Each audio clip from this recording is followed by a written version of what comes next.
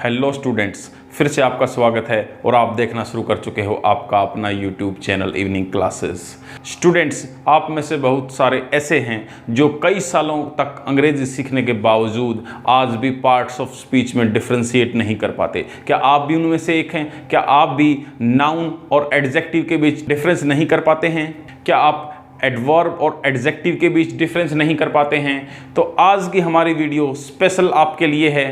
Students, किसी भी language को मूल से समझने के लिए आपको उसकी पार्ट्स ऑफ स्पीच के बारे में जानना बेहद आवश्यक है। आज मैं आपको पार्ट्स ऑफ स्पीच एक छोटी सी बातचीत के जरिए बताऊंगा। एक छोटी सी बातचीत मैं आपके सामने प्रस्तुत करूंगा और उस बातचीत के जरिए आप पार्ट्स ऑफ स्पीच की पूरी जानकारी हासिल कर लेंगे। उसके बाद कभी भी आपको इस प्रकार की दिक्कत नहीं आएगी कि कौन सा वर्ड किस पार्ट ऑफ स्पीच को इंडिकेट करता है। तो चलिए स्टूडेंट्स, हम शुरू करते हैं आज का हमारा टॉपिक पार्ट्स ऑफ स्पीच।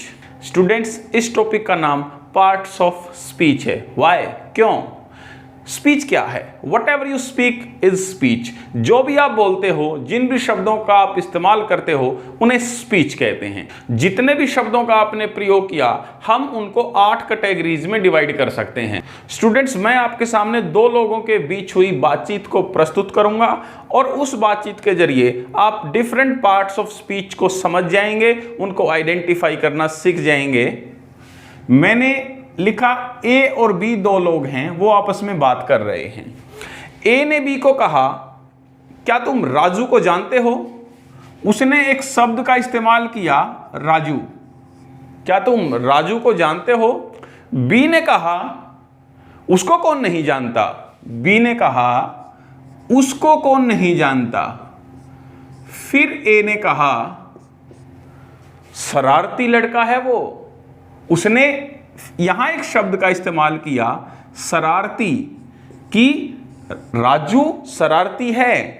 फिर बी ने कहा, कल उसने एक दूसरे लड़के को पीट दिया। क्या कहा उसने?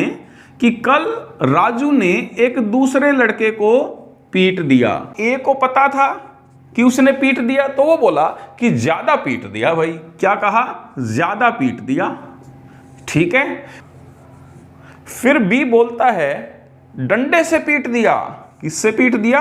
डंडे से पीट दिया। फिर ए कहता है कि राजू ने अकेले नहीं पीटा, राजू और उसके दोस्त ने मिलकर पीटा। राजू और उसके दोस्त ने मिलकर पीटा। फिर बी कहता है, अच्छा हे भगवान। क्या कहा उसने? अच्छा हे भगवान। तो प्यारे बच्चों, मैंने आपके सामने ए और बी के बीच में हुई बातचीत को आपके सामने प्रस्तुत किया और उनके एक एक कीवर्ड को मैंने यहां पर लिखा। अब इन शब्दों के आधार पर हम सीखेंगे कि हम अलग अलग पार्ट्स ऑफ स्पीच को कैसे समझेंगे। स्टूडेंट्स, अब देखिए, जो ये ए और बी के बीच में बातचीत हुई है, ए ने कहा, क्या तुम राजू को जानते हो? अब जो ये राजू शब्द का इस्तेमाल हुआ है, ये नाउन है। ए और बी ने अपनी बातचीत में जितने भी शब्दों का इस्तेमाल किया है, वो सारे कोई न कोई पार्ट्स ऑफ स्पीच हैं। तो सबसे पहले जब ए ने कहा कि क्या तुम राजू को जानते हो, तो राजू एक नाउन है। क्लियर हुई ये बात? अब नाउन को समझ लीजिए क्या है। नाउन मीन्स नेम, किसी भी व्यक्ति, वस्तु, स्थान या भाव का नाम। बस आप नाम को याद रखेंगे कि जिस भी चीज का आप नाम रख सकते हैं वो नाउन है। उदाहरण के तौर पर मैं आपको कहता हूं, एक व्यक्ति का नाम राजू है, तो राजू नाउन है। एक कुत्ते का नाम टॉमी है, टॉमी नाउन है। ठीक है। बहुत सारे स्थान हैं दुनिया में, लेकिन हमने कहा दिल्ली, दिल्ली एक स्थान का नाम है। बहुत सारी नदियां हैं इस पूरी दुनिया में, गंगा मैंने कहा गंगा एक नदी का नाम है। ठीक है। उसके बाद बहुत सारी भावनाएं होती हैं हमारे मनों में।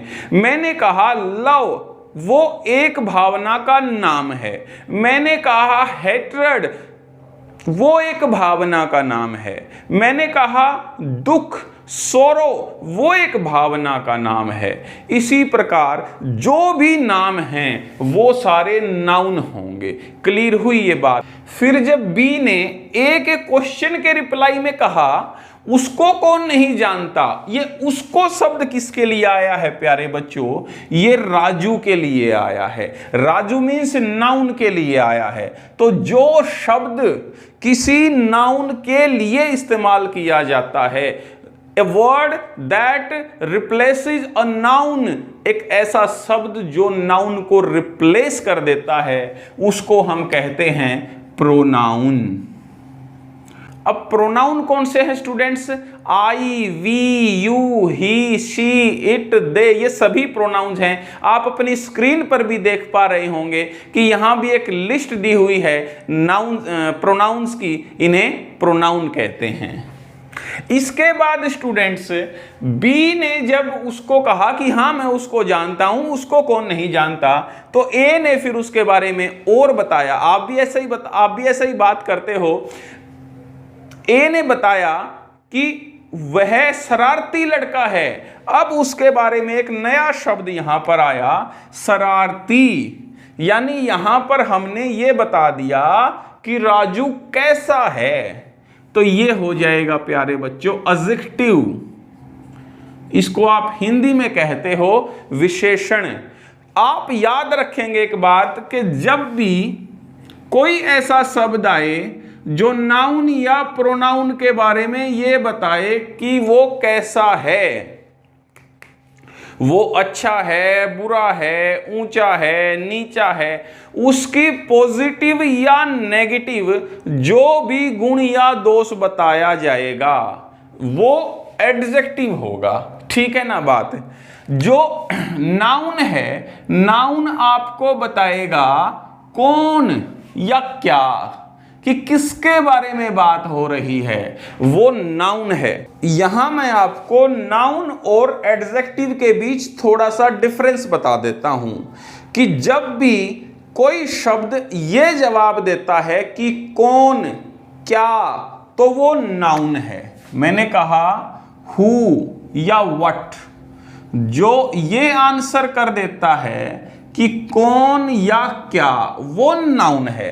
और जो ये आंसर करता है कि कैसा, कैसा है, अच्छा है, बुरा है, काला है, पीला है, ऊंचा है, नीचा है, धीरे है, तेज है, ये सब जो शब्द होंगे जो नाउन या प्रोनाउन के बारे में बताएंगे कि कैसा। राम अच्छा है, मोहन बुरा है, पंखा खराब है, कूलर नया है, ये सारे शब्द एडजेक्टिव हैं क्योंकि ये नाउन या प्रोनाउन की विशेषता बता रहे हैं। अब आप डिफरेंशिएट कैसे करोगे कि कौन सा नाउन है, कौन सा एडजेक्टिव?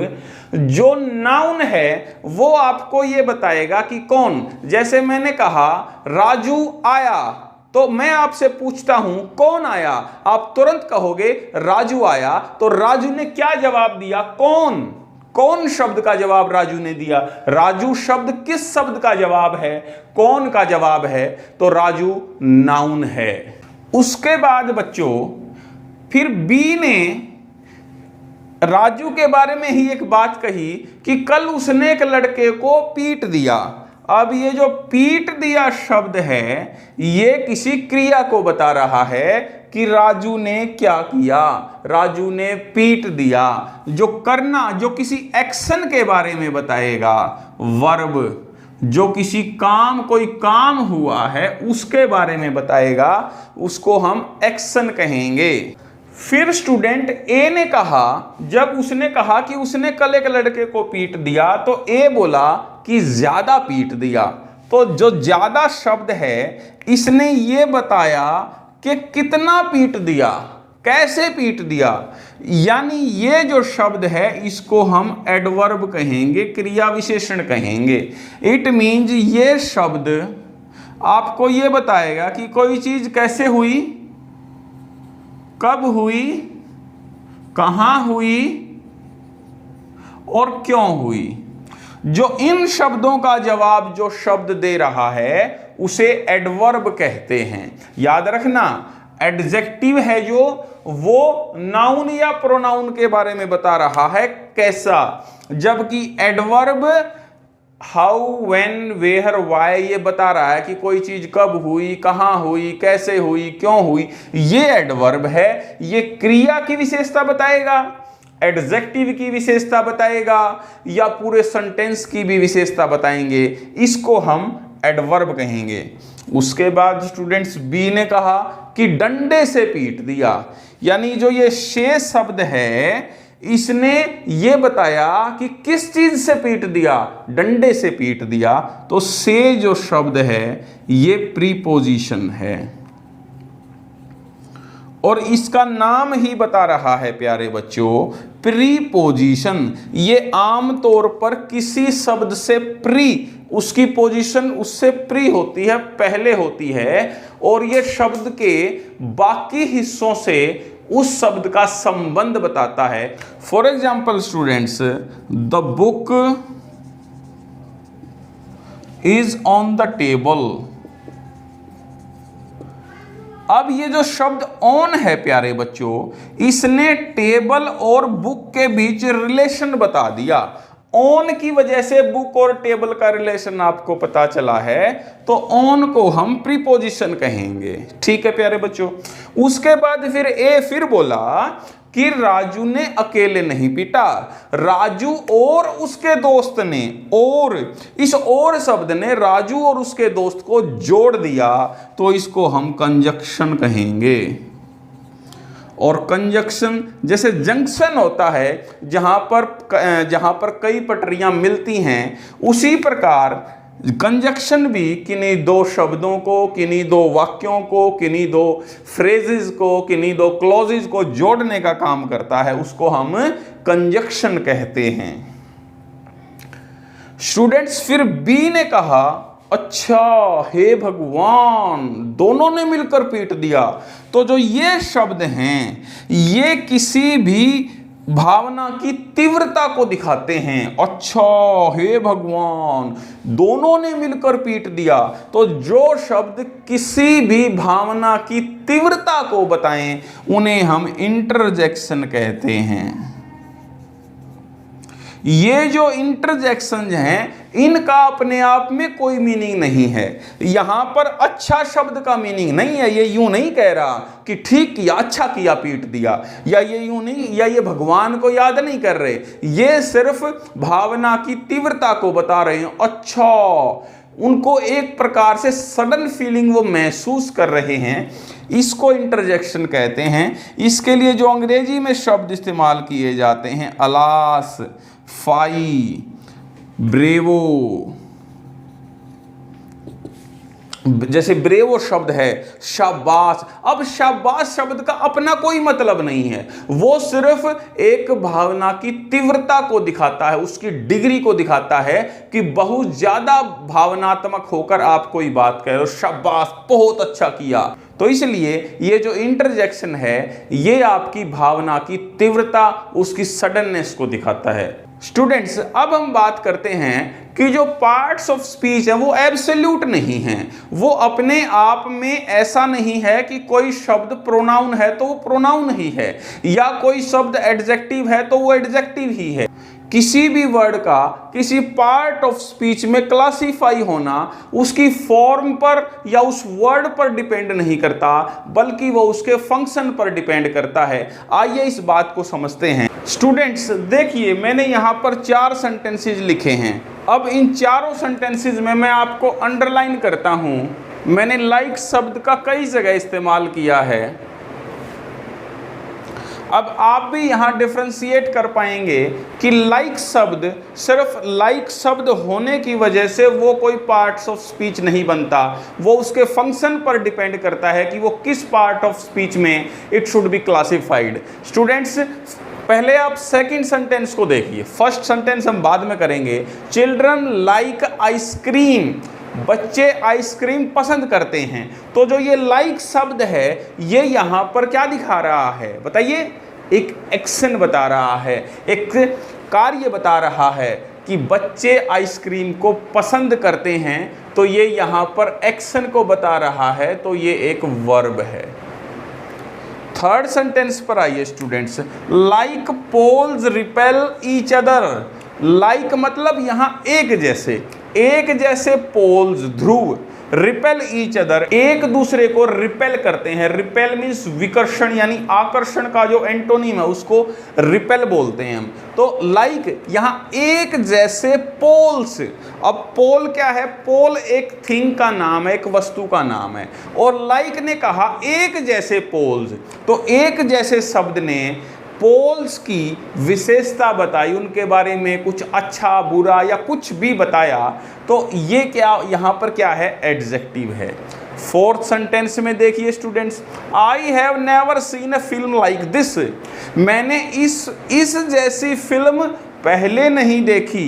इस जैसी, अब इस जैसी यानी इसने यहाँ पर क्या किया कि फिल्म और दिस से पहले आकर उससे पहले पोजीशन लेकर और फिल्म और दिस के बीच में रिलेशन एस्टेब्लिश कर दिया।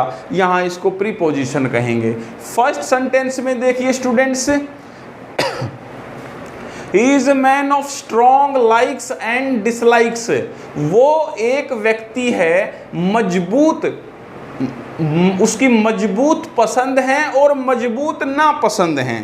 तो जो ये पसंद है ये भी एक भावना का नाम है, पसंदगी है, तो यहाँ पर ये एक नाउन का काम कर रहा है, यहाँ ये वर्ब का काम कर रहा है, यहाँ एडजेक्टिव का काम कर रहा है, और यहाँ पर ये लाइक प्रीपोजिशन का काम कर रहा है। तो स्टूडेंट्स आप देखते हो कि एक ही शब्द अलग अलग पार्ट ऑफ स्पीच में क्लासिफाई किया जा सकता है on the basis of its function, not on the basis of its form. Students आप स्क्रीन पर एक एक्सरसाइज देख रहे होंगे, ये एक्सरसाइज आपने करनी है। Whatever score you achieve in this exercise you are to tell us by making a comment under this video. तो आप हमें कमेंट करके बताएंगे कि आप इस एक्सरसाइज में कितना स्कोर हासिल करते हैं। तो स्टूडेंट्स आई होप ये वीडियो लेक्चर आपको अच्छा लगा होगा। हम फिर किसी और वीडियो लेक्चर के साथ फिर आपके सामने हाजिर होंगे। तब तक देखते रहिए आपका अपना YouTube channel evening classes. Till then good bye.